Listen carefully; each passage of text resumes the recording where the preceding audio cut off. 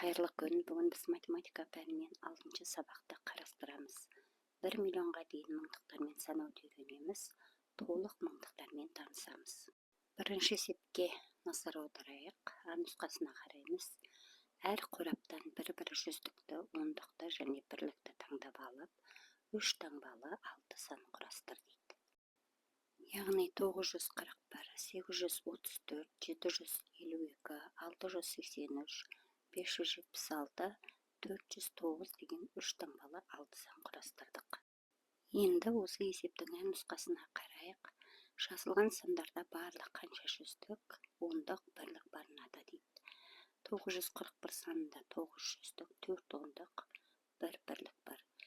834 санында 8 жүздік, 3 ондық, 4 бірлік бар. 752 санында 7 жүздік, 5 ондық, 2 бірлік бар.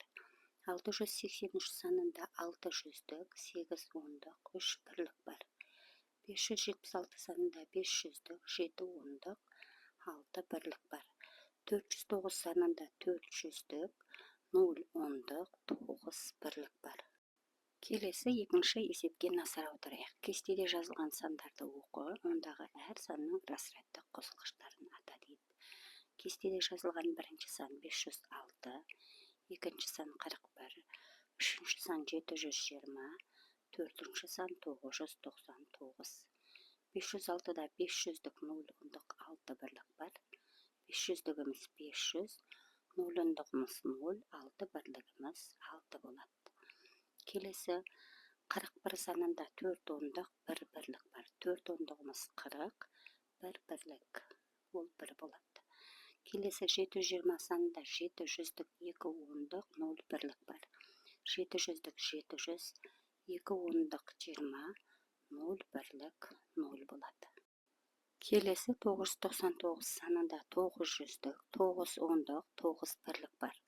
9 жүздік 900, 9 ондық 90, ал 9 бірлік 9 деген сан екен.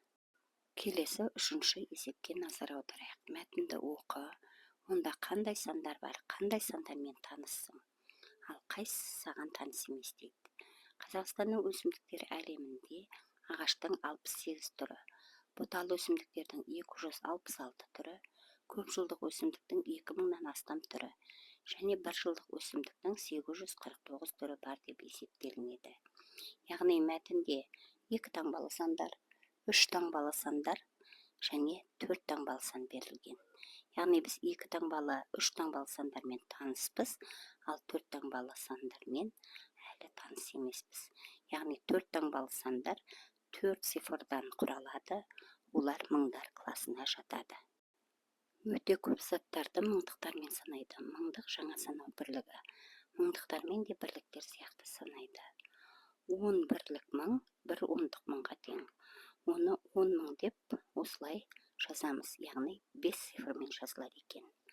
10 ондық мың, ол 1 жүздік мыңға тең екен, ол 6 цифрмен жазылар екен. 10 жүздік мың, 1 мыңдық мыңға тең, онымыз 1 миллионға тең болады. Яғни 1 миллион 7 цифрмен жазылады екен. Мыңдықтар, 10 мыңдықтар және 100 мыңдықтар екінші класты немесе мыңдықтар класын құрайды. Келесі төртінші есепке назар аударайық. Сандарды оқып, олардың моделін тап дейді. Бірінші сан 124 мың. 124 мыңның моделі бірінші суретке сәйкес келеді. Келесі 42 мың. Бұл 42 мың санының моделі екінші суретке сәйкес келеді. Үшінші санымыз 342 мың. Оның моделі үшінші суретке сәйкес келеді. Төртінші сан 24 мың. Оның моделі төртінші суретке сәйкес келеді. Көп таңбалы сандарды солдан оңға қарай кластар атауымен оқиды. Бірліктер класымен барлық цифры 0 болған кластың атауы айтылмайды. Мысалы 4 мың, 25 мың. Яғни 4 мыңда бірліктер класы 0 болып тұр, сондықтан кластың атауы айтылмай тұр. 25 мыңда бірліктер класы 0 болып тұр, сондықтан кластың атауы айтылмай тұр. Көп таңбалы сандар дұрыс оқу үшін оларды 3 разрядтан кластарға бөледі. Ол үшін оң жағынан 3 цифрдан бөліп алады. Мысалы 656 мың. бірліктер класының атауы айтылмайды. Келесі 5-ші есепке назар аударайық. Бір таңбалы санның оң жағына 0-ды жаз. 2 0, 3 0, 4 0, 5 0. Қандай сандар пайда болды дейді.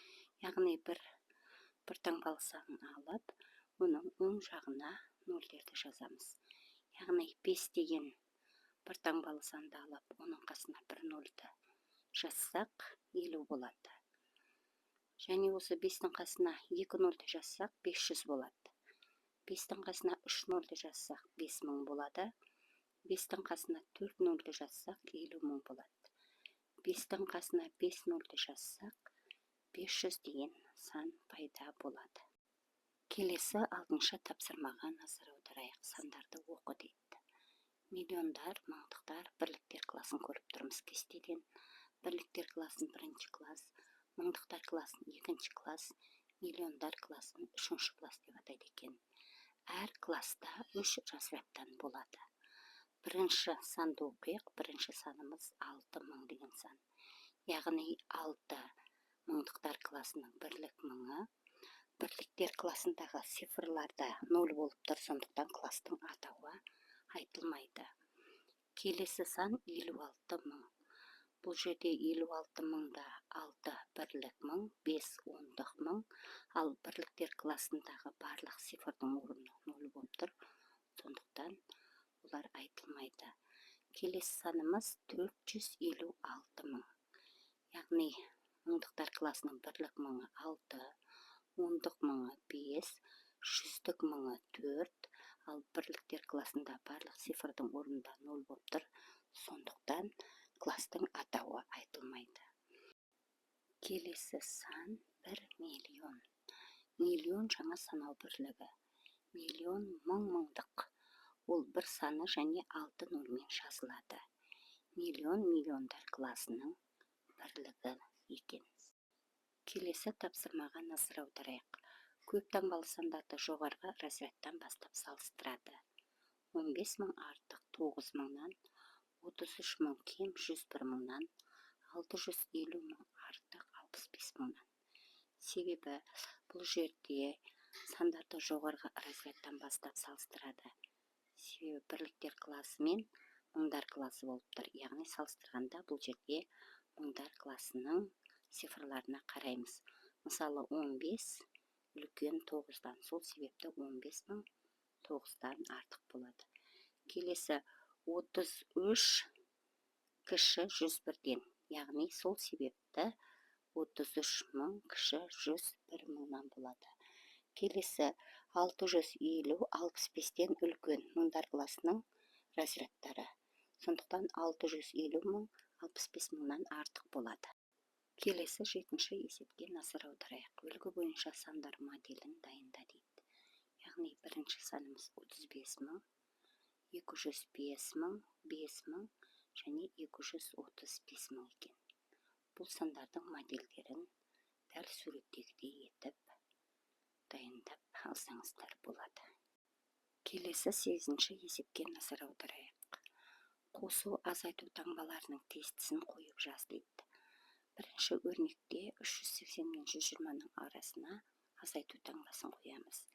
Яғни 380 мен 120-ны азайтсақ 260 болады, одан 160 алсақ 100 болады. Келесі өрнекте 380-ге 120-ны қосамыз, 500 болады, 500-ден 160 азайтсақ 340 болады. Келесі өрнекте 380-нен 120-ны азайтсақ 260 болады, оған 160-ды қоссақ 420 болады. Келесі өрнекте 380-ге 120-ны қоссақ 500 болады, оған 160-ды қоссақ 660 болады. Келесі 9-шы есепке назар аударайық. Есепті шығар дейді. Қазақстанның қызыл кітабында өсімдіктің 370 түрі, ал саңырауқұлақтың бұдан 360 түрі кем тіркелген. Қызыл кітапқа барлық қанша өсімдік пен саңырауқұлақ түрі тіркелген дейді. Алдымен есептің шартын жасап алайық. Қазақстанның қызыл кітабына өсімдіктің 370 түрі тіркелген екен. Ал тіркелген саңырауқұлақтың түрі белгісіз. Бірақ өсімдік түріне қарағанда 360 түрі кем екен. Алдымен саңырауқұлақтың неше түрі тіркелгенін тауып аламыз. Одан кейін барлығы неше өсімдік пен саңырауқұлақ түрі тіркелгенін табамыз. Ол үшін 370-тен 360-ты азайтып, қызыл кітапқа неше саңырауқұлақ түрі тіркелгенін тауып аламыз. Яғни Қазақстанның қызыл кітабына 10 саңырауқұлақ түрі тіркелген екен. Енді барлығын табу үшін 370-ге 10-ды қосамыз, 380 болады. Яғни барлығы 380 өсімдік пен саңырауқұлақ түрі тіркелген екен. Достар, бүгінгі сабағымыз ұнаса, осы каналға тіркеліп лайк басып, пікір білдіріп кетуді ұмытпаңыздар. Сонда келесі сабақтың есептері, жауаптарымен сіздерге көрініп тұратын болады.